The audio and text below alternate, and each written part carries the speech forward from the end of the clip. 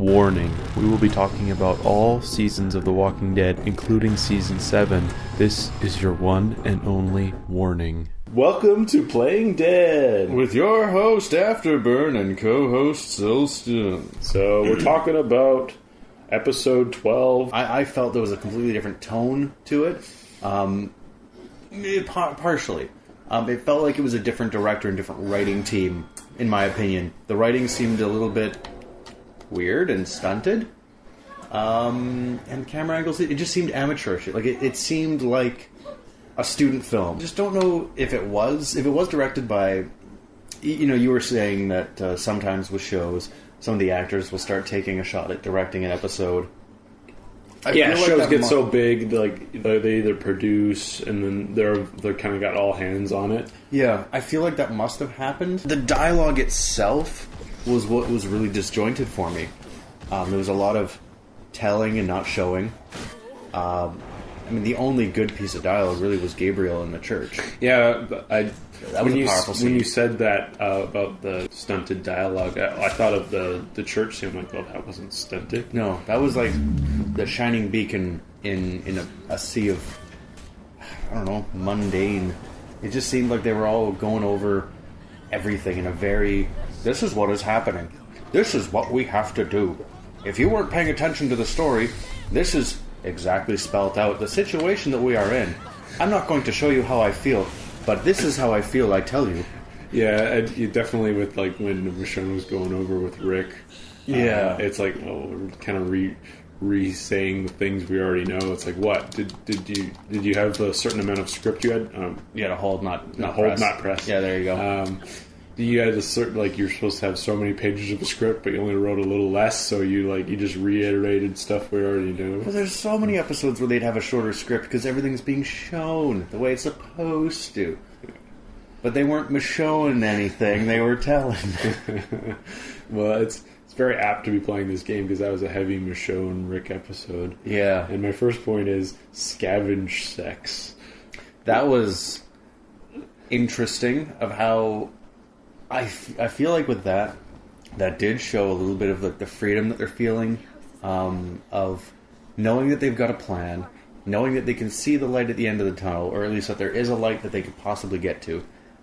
And now they're just having fun with it. They're like, we're just out scavenging. Oh look, it's a fairground full of walkers. Let's fuck. Yeah, well, and Rick even said it at the end of the episode. It's like this is, he feels like this is living now. It's like we're getting guns, we're going to fight Negan, we're not being slaves to him. Yeah, we're getting her down. It's hard, but we're choosing our life. Mm-hmm.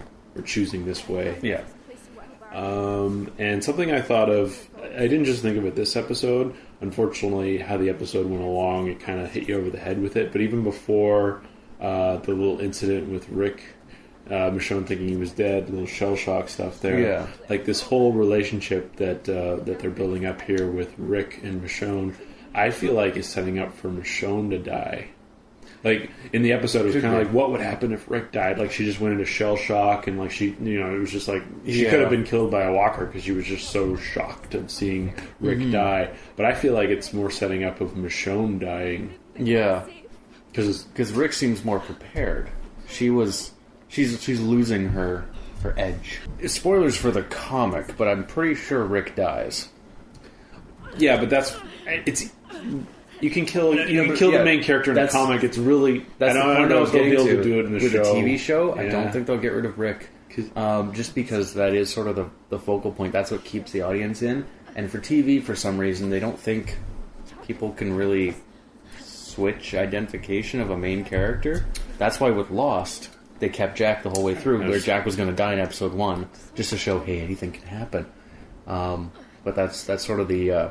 I was going to bring that up too. Yeah, well, the creators of Lost wanted to kill Jack in the first episode just to keep people on their toes, to be like, well, anything can happen, which really was the case of Lost. Yeah, but the actual, the moneyed people of the show and the producers on the television side said you can't ask an audience to buy in on a main character and then kill him so quickly. Yeah, it won't let them invest into the show.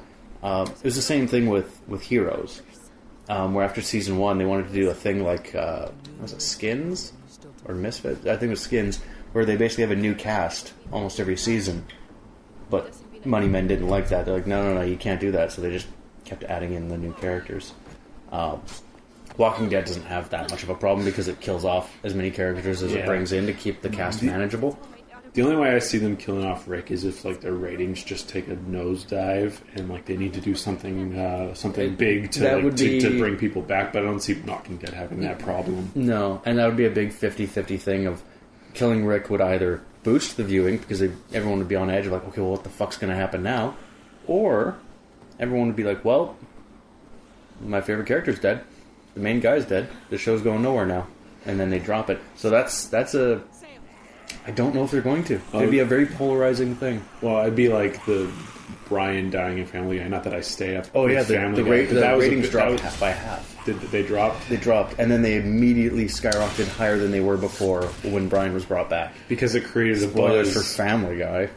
Like maybe the drop is the like it's okay because of the recovery of it. Yeah, but I think in Walking Dead there wouldn't be a recovery unless that fan theory of Rick being immune to walkers is a thing that happens.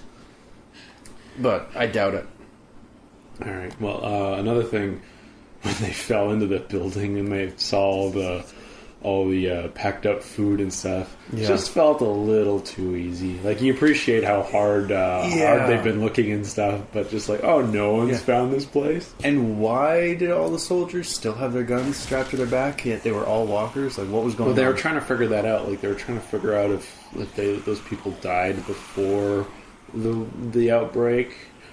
Or because they couldn't. Yeah, it didn't make any sense. Yeah, why would so many soldiers die? Maybe it could. Well, because it was at a carnival, right? Like, I mean, that kind of gathering wouldn't make any sense in like a crisis situation.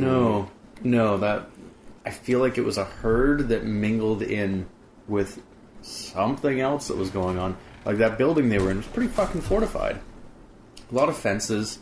Although I suppose with a carnival they'd be all fenced in to keep people from breaking into the carnival, but it seemed a little weird that the military would pick that. Yeah, I'd be interested on the backstory of that place, but we probably won't get that. No. Well, I would hope that we get some sort of resolution or figure out why things were the way they were there, because that is a very Deus Ex Machina type of like, look how convenient this is. There's got to be something more to it. If it is just super convenient, that plays way more into my view of that was just shoddy writing for that episode. Yeah. Not only in dialogue, but in storyline, if that's how it goes. Alright, well, the episode description was one of the Alexandria people has to make a morally challenging choice, and that was clearly blanking on her name there, lesbian girl revealing to Rick about the Oceanside people. Yeah. Oh, that was barely touched on. Mm-hmm. Well, it was weird. Like again, with like questioning the writing of the episode, like there was a scene where she's just talking to the baby, like that. Who's grown up a lot in the last few weeks. Yeah, but it's like someone wrote a scene where she just talks to a baby. Yeah. It's I've got a lot of issues with this episode. Like I get it; it was a secret; she couldn't tell anybody. Yeah, but it's the Walking Dead formula. Last episode with Eugene, beautiful. I loved it. So of course I have to balance it out with a piece of shit episode. I mean, not to say this episode didn't have redeeming qualities. It was entertaining. It was good. Yeah, and it seemed like another, like, even though they got the guns and they're progressing, it was a ton of time with Rick and Michonne. I felt like he could have cut that down a little more and shown some other stuff. Yeah, I mean, it was good. It was good to see like their character progression, but it was, I don't know. It didn't really develop a whole lot. It just rehashed a lot of the old shit. It was nice to have a little bit of levity mixed in, but I feel like it could have been done better. Whatever they were trying to achieve could have been achieved quicker and much better.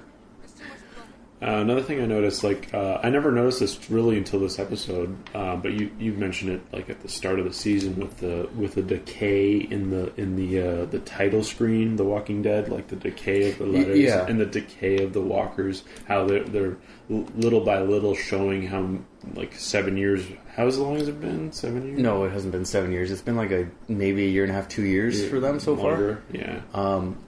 Technically, the corpses should have all been just boned by I think it was 10 months in. But the virus could be halting the part of decaying process. is like being in the ground and like decaying with them not With with bugs them and moving and stuff, stuff. It would slow things down, right? This is true. But that still doesn't excuse the stick with the hook being used to stab into skulls. Yeah. And just I'm going to slash this guy along his chest and neck, and somehow the walker's down now. I think he was like impaling him with the other end, but no, yeah, it showed him pulling the hook out of the face. No, of but one. like when he was behind the fence, he was like impaling them. But yeah, Maybe. when It he did was look like- attacking them and running with the hook, yeah, that didn't seem like it would be a good weapon. We said that immediately. Yeah, that was just. I don't care how unless it's something that gets explained based on like the way the virus works. The skulls still aren't that mushy and brittle. The skull is still bone. Yeah, Like it's still going to take a decent amount of effort to bust like through people it. like You can't just do it with a little people stick. they like dig up skulls from that like been buried for like 500 Yeah, years. they're It's still not like they pretty solid. fall apart in people's hands. No, they're no. still skulls. Yeah, you can't just oh look, it's mushy. Skulls don't get mushy. Skulls get solid. They turn to like rock.